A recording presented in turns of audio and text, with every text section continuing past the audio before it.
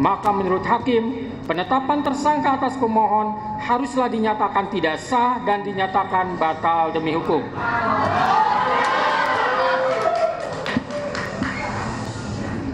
Menimbang bahwa berdasarkan pertimbangan di atas, maka alasan-alasan permohonan pra-peradilan yang diajukan oleh pemohon haruslah dinyatakan beralasan menurut hukum dan patut dikabulkan.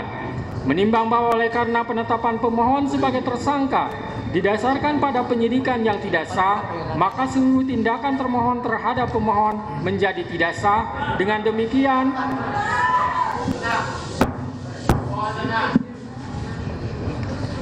Dengan demikian, petitum dalam permohonan pra-peradilan pemohon secara hukum dapat dikabulkan untuk seluruhnya. Menimbang bahwa oleh karena permohonan pra-peradilan pemohon telah dinyatakan dikabulkan untuk seluruhnya, maka biaya yang timbul dalam perkara ini dibebankan kepada negara.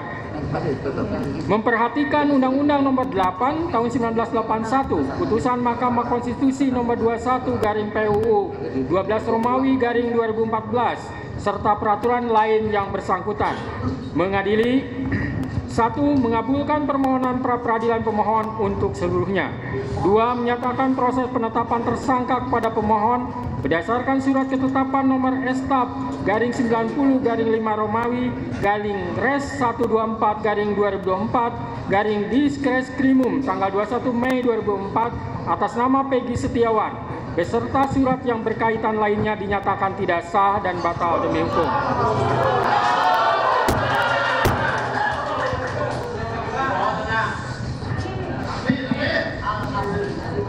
3. Menyatakan tindakan termohon menetapkan pemohon sebagai tersangka dugaan tindak pidana perlindungan anak dan atau pembunuhan berencana dan atau pembunuhan sebagaimana dimaksud dalam pasal 80 ayat 1 junto pasal 81 ayat 1 Undang-Undang RI Nomor 35 Tahun 2014 tentang perubahan atas Undang-Undang RI Nomor 23 Tahun 2022 tentang perlindungan anak dan atau pasal 340 dan pasal 338 junto pasal 55 ayat 1 KUHP oleh Polri Daerah Jawa Barat Direktorat Reserse Kriminal Umum termohon adalah tidak sah dan tidak berdasarkan atas hukum.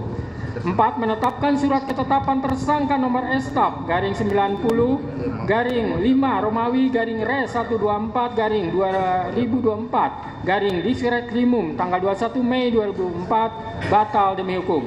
5. Menyatakan tidak sah segala keputusan dan atau penetapan yang dikeluarkan lebih lanjut oleh termohon yang berkenaan dengan penetapan tersangka atas diri pemohon oleh termohon.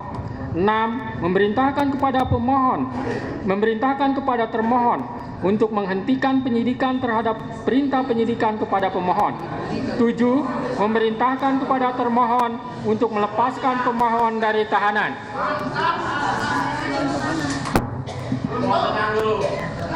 8. Memulihkan hak pemohon dalam kemampuan, kedudukan, dan harkat serta martabatnya seperti sedia kala. Dan 9. Membebankan biaya perkara kepada negara. Demikianlah diputus pada hari ini Senin, tanggal 8 Juli 2024 oleh Eman Sulaiman sebagai Hakim Tunggal. Berdasarkan penetapan Ketua Pengadilan, putusan tersebut diucapkan dalam persidangan yang terbuka untuk umum pada hari ini oleh hakim tersebut dengan dibantu oleh Muhammad Al-Atta sebagai panitera pengganti pada PN Bandung dengan dihadiri oleh kuasa pemohon dan kuasa termohon.